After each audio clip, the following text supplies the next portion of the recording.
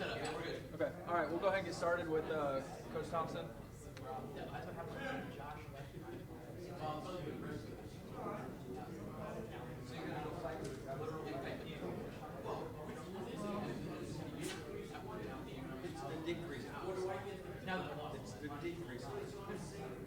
It's always the decrease. They're always the decrease.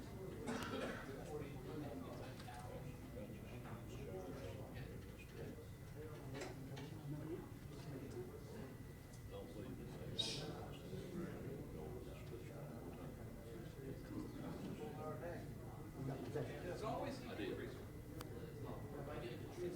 All right. All right. Remember we got the microphone. Coach.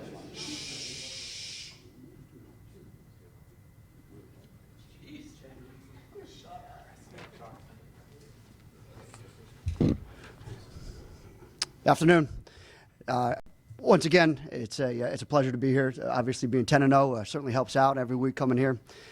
We had a goal last week to be 10-0. We had a goal to retain the Silver Shako, and I thought we did a good job of that. VMI played a heck of a football game. They did a great job of throwing everything that they had at us, and I thought we weathered the storm. I don't think that we played particularly well. I wasn't pleased with a lot of areas of our game.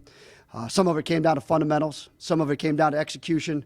Some of it came down to maybe just, I don't know that we matched the intensity until about the third and the fourth quarter. But for the most part, we survived and we did a good enough job to win the game, and we did exactly what we wanted to do.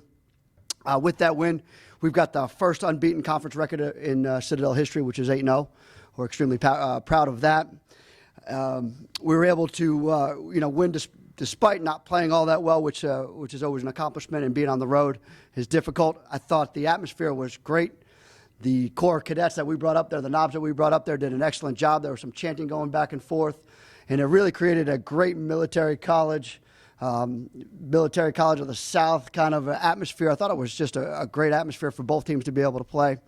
And it was about 8,500 there. And at one time, you could feel the momentum swinging back and forth, and a lot of that was based upon the crowd. So I want to thank Captain Peluso once again for bringing about 550 of our knobs up. I want to thank our alumni and fans for being there. I thought we had a full crowd, full section there, which was great. It was great to see. And it really created that rivalry that we thought we were going to get, bringing back a lot of interest in the Shako, bringing back a lot of interest in two military colleges, is when you have an opportunity to play a peer institution, truly a peer institution with VMI, these things should be like that. These games should be like that. They should be extremely interesting. And, I've got to once again commend VMI for pulling out all the stops and playing a terrific football game. We have a lot of mutual respect for those guys, the way that they play, the way that they live their lives. I know our players do, and I know they do as well for us. And I had a great conversation with Coach Walkenheim before, and I think he's doing a great job there. And I foresee that game continuing to build more of a rivalry. And, when they come down here next year, I expect this to be a packed-out house and for it to be continue to be a great rivalry for both teams. This week is a challenge. Looking forward to North Carolina. They've got an extra couple of days to work on us. We watched them play a little bit of the Duke game. It's a top 25 football program. There's no doubt about it. They're extremely good on offense. They do a great job on defense. They've played some triple option teams. They are a physical team on both sides of the ball. They can run the football as well as throw it extremely well. So we've got our work cut out for us, no doubt. Our players are extremely excited to go up there and play an ACC opponent, play in that kind of environment. And it's always one of those things that we look forward to an FBS school on a FCS schedule. And lastly, I know that we'll have great fan support there. I know some of our players that aren't traveling will be up there. A lot of our alumni have already bought tickets to be up there. So it should be an exciting atmosphere for us as well, being that it's just right up in North Carolina. Questions? Brent, I guess kind of a two-part question, but I don't know if irony is the right word, but kind of unbelievable to believe that between you and Mike, still no FCS losses this season. And second part of the question, his only loss to North Carolina, how much do you pick his brain this week about the Tar Heels and just kind of the whole irony of the situation? Yeah, I think that's a good point. Is I spoke to Coach Houston on the way back from VMI by text, and he said, whatever advice I can give you on North Carolina, you're welcome to. I haven't called him just yet. It's probably going to be more logistics as how it's laid out. us never being there, is there anything that we need to watch out for as far as logistically, our players and those kind of things? We run two different style of offenses, and it's fairly similar on defense. So we've watched the film, and I've watched the James Madison film just to see how they matched up with an FCS opponent. And I'll say this, is that James Madison is a very good football team. There's a reason why they are where they are. I think they're very explosive on offense. And watching them on defense is they held in that ball game there really until about the third quarter, midway through the third quarter there. And then I think the depth kind of showed right there. What we have to do in order to win this football game is probably be able to maintain clock, maintain ball control, and try to keep their offense off the field as best we can. Coach, I know you're caught up in the process and winning today. You still have 2 games to go, but you look at your record and you're 10-0. I mean, what does that say just about your team and this season? Well, we faced a lot of adversity. We know that. We had the hurricane situation. We've been down in a bunch of ball games. It's a great football. It's a great football team. It's a good program here. I think the issues that we've got right now are we can't enjoy any of this until the end of the year. We've got another opponent on our schedule. We're going to treat them like anything else, as we always do. We're going to try to win this football game. We're not saving anybody. We're moving forward. And we've got to make our best, our best football at the end of the year if we're going to make a championship run here, which is what we're ultimately after. What do you feel like is the biggest difference between playing an FBS and an FCS school? Is it depth? Is it speed? What's the biggest difference you see? Yes, both of those. It's depth and it's speed. There's no doubt about that. And you really have got to play an exceptional game. You can't be sloppy. You can't have penalties. You can't turn the ball over. There's very, very little margin for error. You've got to do what we do. We're not going to change who we are in a matter of 2 or 3 days. So we've got to do what we do on both the offensive side and the defensive side. And like I always say, we've got to play Citadel football, and that gives us our best chance to win. Obviously, it's a money game, but how much different of a mentality does your team go in with after the South Carolina game last year? Does it change the mentality of these money games after what happened last year in Columbia? I don't know. We've always approached these games, going back to the Florida State game, we've always approached these games the same. The environment's a little bit different there. We get that. But it's an exciting environment for us. So we just go in there and we treat these guys as if, they're just another opponent, even though they're a very good opponent. But if we build it up or we don't build it up enough, it's not going to make us any different of a ball club. We just got to do what we got to do and be able to compete out there on the football field. And that's ultimately what we're looking for. And I felt we've competed in all the games. We obviously competed last year against South Carolina, but 2 years ago against Florida State, just doing what we do and let the cards play out. And same thing with this one is we just got to go out there and compete the best we can. Brent, how are you health-wise? Do you think Cam Jackson and Reggie Williams and Rod Johnson will be available against North Carolina, Jordan? I would assume all 3 of them will be available. To what degrees, I don't know. I would assume, I'm assuming at this point is we almost had them ready for last week's game. They were just a couple days away, we thought. So we're still evaluating that on a day-to-day basis. But right now I'm thinking that we'll have 2 of the 3, if not all 3 of them. And then I believe Jorian, he practiced out there on Sunday, so I think Jorian will be back for sure. What can you learn from how North Carolina defended Georgia Tech? Well, really, they've defended them well for the past 2 years. Really you kind of see the way that they play fundamentally against the option. You try to figure out what their reads are, where are their eyes, what are they keen on? Are they keen on your B back? Are they keen on your A back?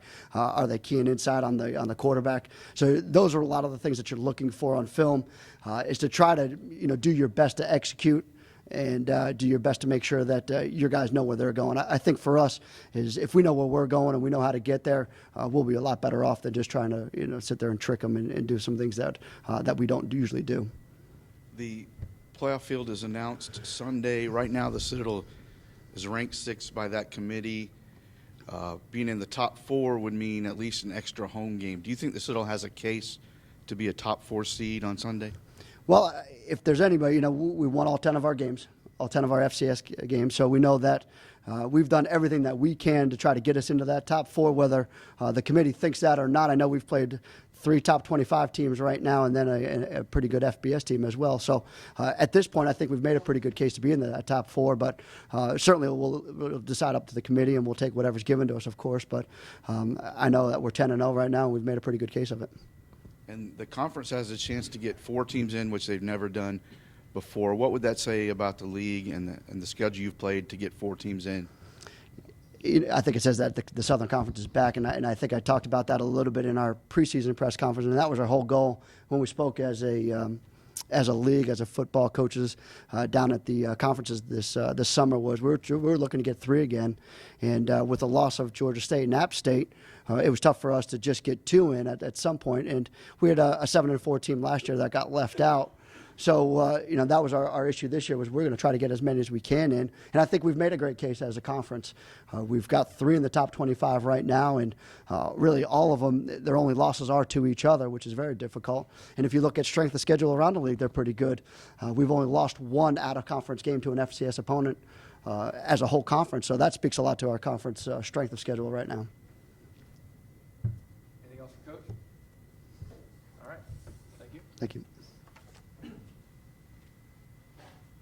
We will continue on. Next up, we have Kevin Graham, and we will go straight into questions for Kevin.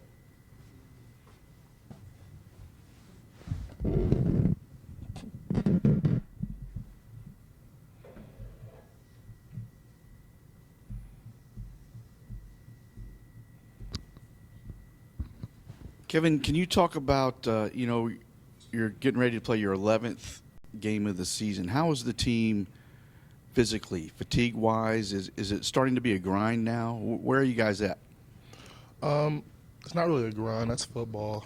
I feel like we're good. I feel like we're focused on it's really we've only really played 1 half of the season, and we want to go to Frisco, so we got to focus on. We can't really focus on fatigue or anything. We got to keep pushing it out, keep grinding out day to day, if we want to win the national title, and we all do. So that's our mindset. How much do you guys look forward to these FBS games, a chance to really kind of put your name out there? It's really just another team on the schedule, but it's a really good atmosphere, a really good chance to prove we can compete and play with a chip on our shoulder when we go up there. So we do that every week, every SoCon game, doesn't matter if it's FCS or FBS. We'll play whoever we want to play. Obviously, rankings come out tonight. I have no idea if you get ESPNU in the barracks or whatever, but how much do you pay attention? I mean, obviously, your name could be popping up 1 through 5, 1 through 6. How much do you pay attention to that? How much do you pay attention to the projected brackets and where you could end up and who you could end up playing and whatnot? I try not to pay attention to it. I try to focus on what can I do to get my team better, to get our team better.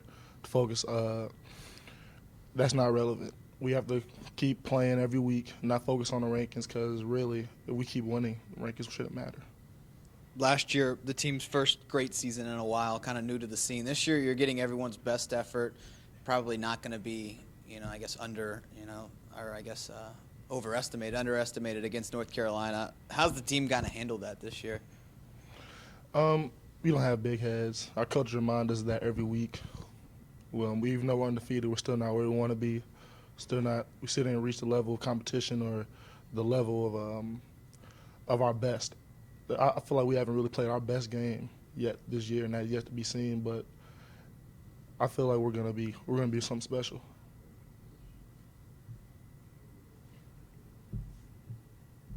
Anything else for Kevin?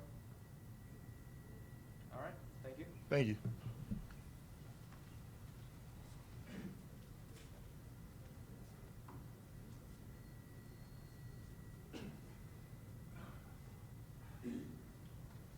All right. Next up, we have Jonathan King. John, a big man touchdown for you on Saturday. Tell us about that play and how it felt rumbling down the field.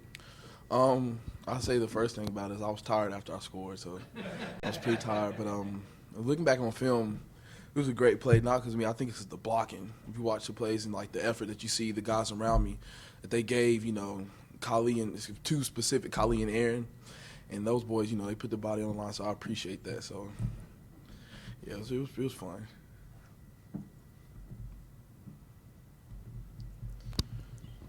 Like when you play every week and you're winning every week, how much does the confidence change in your head when you walk out on the field? Do you kind of walk out there expecting to win, like you've done it 10 weeks in a row? And second part of that is, does that change when you play North Carolina? Obviously, they've got a lot more scholarships and a lot more depth and a lot more speed. Does that mentality change knowing that it's a a money game? No, I'll say like you said, our mentality is going into every game is to win.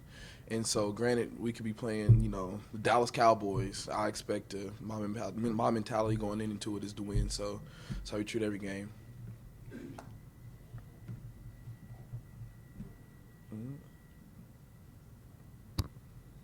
John, were there any critiques of your running style in the film room? Yeah, tuck the ball away. That's what Coach said. And Coach D, we got to work on the running for him. More high knees. So it's just like, yeah. Did you grow up a North Carolina fan? I grew up a North Carolina fan, and yeah, football-wise, yeah, it's pretty fun being able to play them. So talk about what it's going to be like to go into Kenan Stadium and play those guys. Keenan Memorial. I feel like it's going to be a surreal environment. I've been there, years coming up to. I've watched the games. I've seen state championship games played there, but I've never, been on the field about to line up against the Tar Heels. So I feel like it's going to be an electrifying environment. 80,000 people. It's going to be fun to play in. Anything else for Jonathan? All right, thank you. And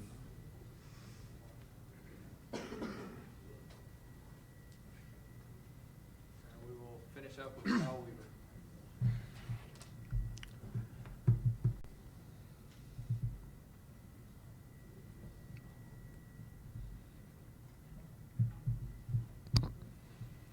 Kyle, can you just talk about where you think the team is at mentally and physically going into your 11th game with the playoffs ahead of you? You might have a long way to go yet. I think we're excited for the opportunity. This is a great season, and we're all ready for what's next, and we're just keeping just focusing on every day and just trying to get better and keeping a good attitude about practice, and we're ready for however long it lasts. I know you guys try not to look back and reflect, but has there been like 30 seconds where you've looked around and said, you know what, we're doing something that's pretty cool that's going on right now? I mean, I think after every game, we have like a 24-hour rule, so we can enjoy it for 24 hours. But after that, we kind of just get back to business. But for that 24 hours, we really enjoy it. And, you got to take in the special moments that are happening before they're gone. So, I think everybody's doing a good job of keeping that balance and enjoying the moments, but at the same time, staying focused on what's next because, we need to just keep getting better every week. Seems like an obvious question, but just from, I guess, a little film study, do you think North Carolina is the best opponent you've faced this year? I mean, I would say we've played a lot of really good teams. I don't really get into that. I just, need to know what I'm going to do and, just do what I can do, and that's what I can control. So I think they're very talented. They're very big, fast, all those things. But, we've faced that before as well in some of the teams that we've played. So, I think everybody understands if we just do our jobs, we can play with anybody. That being said, after the South Carolina game last year, is it a different mentality when you go in? We beat an SEC team last year. This is an ACC team. Does it change the mentality of going into a game like this? I mean, like I just said, I think, we understand that if we do what we're coached to do, we can play with anybody. Last year was a great game, great time, but, we understand what's before us, and, yes, we still believe that we can compete, but, last year really doesn't change anything. We're going to have the same attitude. We're going to go up there and try to do what we do, and whatever the result is, that's the result.